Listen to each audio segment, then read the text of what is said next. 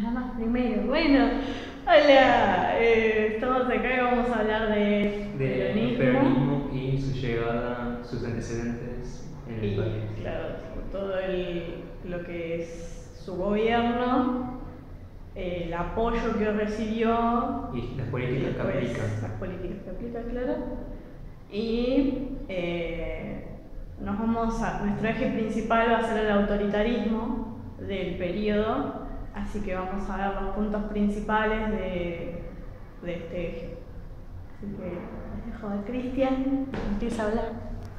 Bueno, antes de hablar de peronismo tenemos que entender, digamos, cómo Perón recibe tanto apoyo en las elecciones. Hay que entender cómo asciende políticamente. Primero vamos a ubicarnos en el golpe de Estado del año 1943, en donde se derroca al presidente Castillo y asume el general Rawson, que después de 3 días es reemplazado por Ramírez. Ramírez y Rawson formaban parte del GOU, que era el Grupo de Oficiales Unidos. Debido a que Ramírez quiere romper con la política neutralista de Argentina en la Segunda Guerra Mundial, el GOU decide desplazarlo e ingresan Farrell y Perón. Farrell como presidente y Perón como vicepresidente, que también es secretario del Trabajo. El Grupo de Oficiales Unidos, que fue principalmente una ley secreta dentro del ejército, tuvo como objetivo principal la defensa nacional. Esto, según ellos, se llevaba a cabo a través de la intervención del Estado en la industria y en la economía.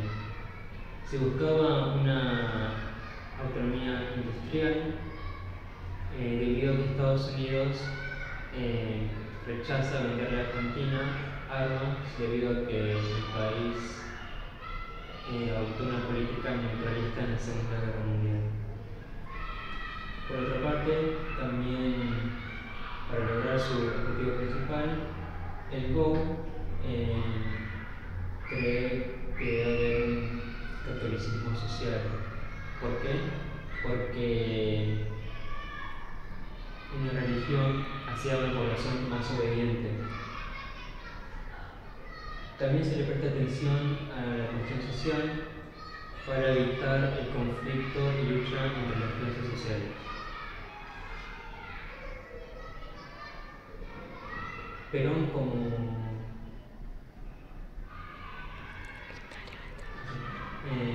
uno de los integrantes del GOU, fue el coronel Juan Domingo Perón, que también Perón, como secretario de Trabajo, impulsa legislaciones laborales, tales como vacaciones pagas, aguinaldo, mejores condiciones de trabajo y aumento de salarios. Esto principalmente lo hizo debido a lo anticomunista que él y el GOU eran. Se temía un avance del comunismo en Argentina. Sin embargo, estos beneficios, que generalmente estaban dirigidos a los sectores populares y a la clase trabajadora, le consiguió Perón apoyo por parte del movimiento obrero.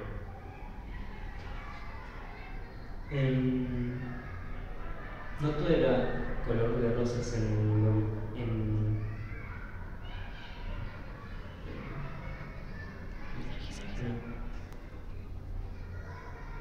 no todo era color de rosa. Los sindicatos que se oponían a las políticas de Perón, o a Perón así por su persona, fueron reprimidos, los sindicatos fueron clausurados y se creaban organizaciones similares a los sindicatos. Sus dirigentes también fueron encarcelados.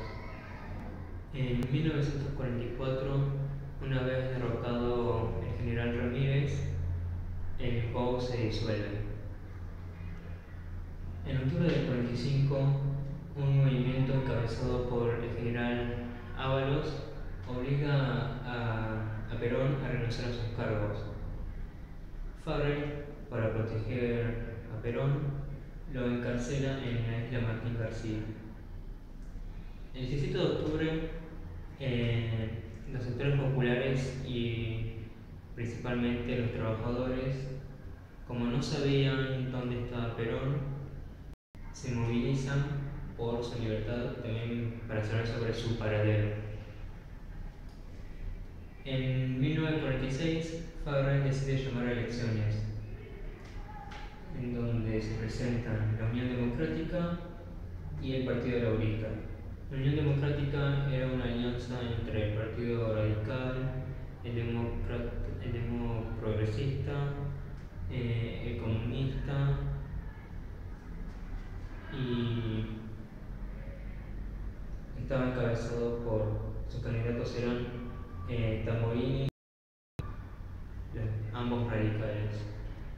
En el Partido Laborista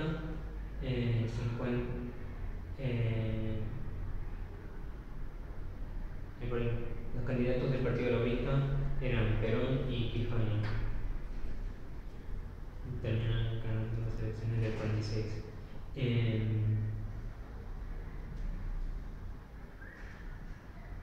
Perón tenía mucho apoyo. Por una parte tenía apoyo por parte de los trabajadores debido a las legislaciones laborales que él promovió. También recibía apoyo por parte de la Iglesia debido a que se hizo obligatoria la educación católica, y los conservadores, si bien al principio no estaban de acuerdo nunca estuvieron de acuerdo con lo que hacía Perón, se quisieron aliar con los radicales, pero estos, al ser sus enemigos mortales, no los aceptaron en su partido, por lo que no les quedaba otra y terminaron apoyando a Perón en las elecciones.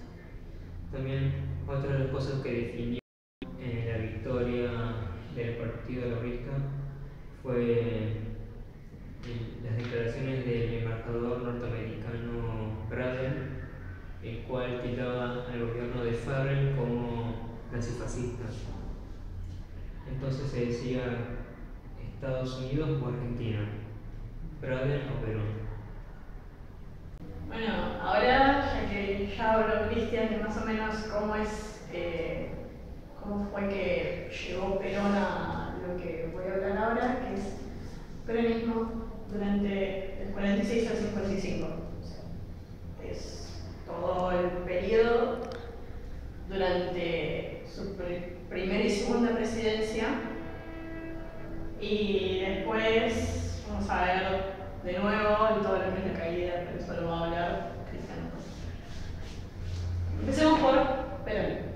Perón era, como dijo Cristian, coronel en el GOU, que era el Grupo de Oficiales Unidos, que hizo el golpe de Estado. Entonces eso ya como que marca más o menos cómo Perón era a comparación de las Fuerzas Armadas. Principal, cómo obtiene esa autoridad muy fuerte durante todo su periodo. Él era anticomunista, que como dijo Cristian antes, en esa época se estaba como extendiendo mucho y había mucho miedo de que avanzara en Argentina. Entonces era católico y era muy rígido, siempre iba a la iglesia, iba a misa, qué sé yo. Así que eso es lo que vamos a ver después adelante, todo lo que va a hacer con respecto a eso. También era de derecha, por lo tanto ese tipo de cosas también se van a ver más o menos en su régimen durante todo el periodo. También Perón estuvo un periodo de tiempo en Italia. Entonces pudo ver lo que fue el régimen fascista, o sea, todo el gobierno, toda la dictadura de Mussolini en Italia, y también pudo ver lo que fue la Guerra Civil Española. Entonces eso también va a tener un montón de cosas que ver con todo lo que vamos a ver. Primero y principal, hizo la reforma de legislación electoral. Todo esto, más que nada, es de autoritarismo, entonces nos vamos a concentrar más que nada en eso. La reforma de legislación electoral lo que buscaba era reducir la oposición en el Congreso para así poder conseguir más poder y además más votantes y qué sé yo, que lo apoyaran. Él decía que los opositores, va a estar implícito en todo su periodo, los enemigos de la nación. Entonces, siempre va a haber muchas disputas entre los opositores y lo que después va a ser el Partido Peronista. Después, por otra parte, impone la prohibición del uso de propaganda de los opositores. Otra vez lo mismo, odio mutuo. Esto era para que alguien pudiera tener más poder que ellos. Entonces, hacer que se concentren solamente en la propaganda del peronismo. Por otra parte, después ya más avanzada, el peronismo, todo lo que es el régimen, en el 49 se hace una reforma constitucional, que en esa reforma se puede ver todo lo que buscaba Perón, que era los beneficios a los trabajadores y a la sociedad, en cierto modo, más que nada el trabajo. Los derechos de los trabajadores, los derechos sociales. Los derechos sociales incluyen todo lo que es salud, seguridad, jubilación, retribución justa. Son todas cosas que lo van a conseguir un apoyo muy grande, que eso es lo que va a conseguir la suficiente cantidad de votantes para las elecciones futuras, que es a lo que vengo ahora. Otra cosa que puso en su reforma es la elección ilimitada.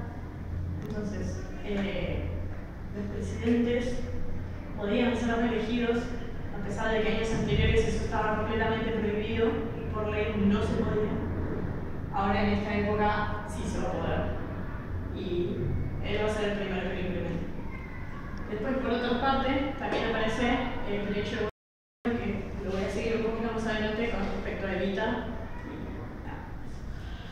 Después, el 17, voy a explorar un poco más de qué es el 17 de octubre, lo declara como el Día de la Lealtad, y ese día se lo considera como el día del nacimiento del peronismo.